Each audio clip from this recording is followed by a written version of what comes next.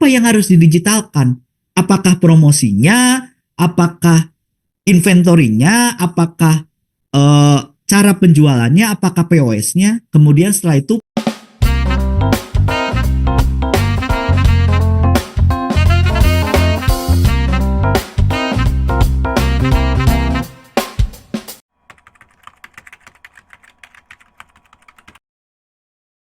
pertanyaannya adalah kenapa harus berteknologi? Ya, kenapa harus digital? Yang pertama adalah mendokumentasikan masa lampau. Ya, teman-teman selalu ingat bahwa teman-teman tidak bisa menggunakan handphone saat ini ketika teman-teman tidak tahu bahwa ada panduannya cara menggunakan handphone. Apakah dari YouTube, apakah dari tulisan, digital itu, teknologi itu untuk mendokumentasikan masa lampau. Bayangkan kalau kita membuat motor, tidak ada dokumentasi masa lampau, akhirnya kita membuat motornya bingung. Ya. Kemudian yang kedua adalah untuk bertahan hidup. Nah, bertahan hidup. Teman-teman bayangin kalau sekarang nggak punya teknologi atau tidak tahu teknologi, masuk ke WC terus tiba-tiba ini kok nggak ada air, nggak tahu bahwa di WC pakai sensor atau tidak tahu cara membayar, teman-teman lapar nih, tidak bawa uang. Kalau tidak punya kris atau tidak punya cara transfer, tidak tahu, kita tidak bisa bertahan hidup. Ya, kemana-mana kita ketemu dengan teknologi, kemana-mana kita ketemu dengan teknologi, akhirnya kita bisa bertahan hidup. Dan yang selanjutnya, kenapa kita harus berteknologi dan kita harus digital? Kita supaya bisa merancang masa depan. Masa depan kita bagaimana kita ciptakan hari ini. Ada teman-teman yang kuliah di jurusan IT, ada yang kuliah di jurusan akuntansi, semuanya berbasis digital.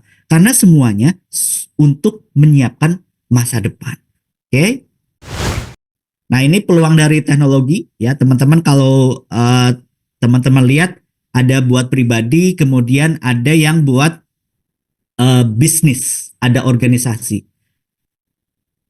Ada yang buat kebahagiaan. Teknologi itu ada yang dengan Instagraman dia asik, senang, bahagia, lihat YouTube, selebriti ketawa-ketawa sendiri, kemudian lihat debat capres tambah pinter, lihat debat capres terus kita ketawa-ketawa, terus kita marah-marah segala macam. Itu adalah kepuasan dari dalam diri dan itu disajikan dalam teknologi. Ya, ada yang buat untuk bisnis, kemudian ada untuk spiritual. Tidak sedikit orang yang tambah soleh ketika lihat YouTube ya. Tiba-tiba pas lagi down, putus dari pacar, tiba-tiba ada meme atau juga video yang memberikan motivasi. Itu berhubungan dengan spiritual. Kemudian ada yang dengan karir ya, ada yang menjadi konten kreator, kemudian ada yang memang belajar dari LMS, ada yang belajar dari YouTube, ada yang networking, ada intelektual. Kemudian dari sisi bisnisnya, ada bisnisnya itu sendiri, ada scale up, ada communicating, ada branding ya teman-teman. Ini adalah fungsi dari teknologi. Nah, orang yang memiliki bahwa teknologi itu memberikan manfaat, maka dia sudah bisa disebut sebagai orang yang memiliki digital mindset. Nah, teman-teman ya, kalau teman-teman sudah melihat bahwa digital itu memiliki potensi, maka teman-teman sudah memiliki digital mindset. Itu penting teman-teman sebelum memulai apapun. Nah, transformasi digital yang harus dilakukan apa? Yang pertama, tujuannya untuk apa? Ya, teman-teman di sini ada yang memulai bisnis atau yang sedang belajar. Coba lihat lagi. Ketika teman-teman memutuskan untuk online, memutuskan untuk digital, memutuskan untuk menggunakan teknologi, maka yang pertama yang harus dilakukan adalah tujuannya dulu. Ini mau ngapain nih? Kita bikin Instagram itu mau ngapain? Mau terkenal, mau sharing, mau jualan, ya jangan sampai ketika kita bikin Instagram itu, ya kita nggak punya tujuan. Akhirnya hanya untuk stalking, kemudian kita tidak pernah bikin konten apa adanya karena tidak punya tujuan. Atau memang tujuannya hanya untuk bersosial media saja. Kemudian yang kedua ketika kita bicara bisnis, ketika kita anggaplah bikin Instagram, bikin website, bikin landing page, fokus pada customer, kebutuhannya apa. Kemudian setelah itu baru tetapkan teknologi yang dipakai apa. Ya, ketika kita sudah mau bisnis kita, misalkan ada yang jualan kelontong, kemudian kita fokus pingin digitalisasi. Apa yang harus didigitalkan? Apakah promosinya? Apakah inventorinya? Apakah cara penjualannya? Apakah POS-nya? Kemudian setelah itu pilih strategi pemilihan teknologi. Ya, apakah base web, apakah aplikasinya menggunakan desktop, apakah menggunakan handphone, teman-teman harus dipikirkan itu jauh-jauh hari. Kemudian eksekusi. Ya, setelah dirancang segala macam, teman-teman misalkan secara pribadi aja, oh saya mau menjadi seorang content creator, oh saya menjadi seorang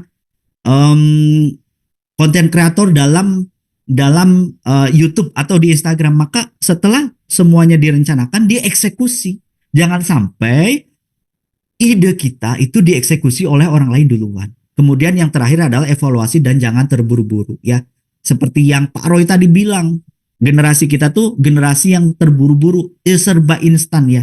Pingin semuanya instan, kemudian pingin semuanya cepat, kemudian pingin semuanya tidak ada proses yang secara bertahap harus dilakukan. Oke, kemudian dalam transformasi digital itu apa saja yang diperlukan? Apa yang menjadi penting? Yang pertama adalah infrastruktur, ya. Jadi sebelum kita memulai sesuatu, infrastrukturnya harus ada. Kita bicara digital tapi komputernya nggak ada. Oke, tidak bisa. Kemudian yang kedua adalah integrasi data. Integrasi data itu mikirin ya kalau sebuah organisasi anggaplah kampus Ciputra ya, infrastrukturnya sudah ada. Kemudian harus ada integrasi data. Ada prodi A, prodi B, prodi C, prodi D, atau misalkan dalam sebuah hotel ada front office, ada back office, kemudian ada housekeeping, ada bagian keuangan, itu harus terintegrasi. Misalkan dalam sebuah pabrik ada produksi, ada pemasaran, ada SDM, bisa terkoneksi nggak? Nah kalau sudah bisa terkoneksi berarti transformasi digitalnya sudah bisa dilakukan karena sudah melalui integrasi data. Kemudian yang harus dipikirkan adalah pendanaan, bahwa transformasi digital itu bukan hal yang murah ya.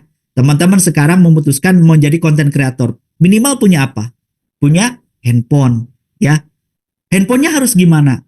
Oh, misalkan harus minimal iPhone 11 atau Android Samsung misalkan S22 misalkan seperti itu. Nah, itu harus ada pendanaan. Ketika pendanaan ada, infrastruktur ada, integrasi, rencana integrasi ada, tetapi dana tidak ada, maka transformasi digital tidak bisa dilakukan. Kemudian selanjutnya adalah roadmap dan SOP ya.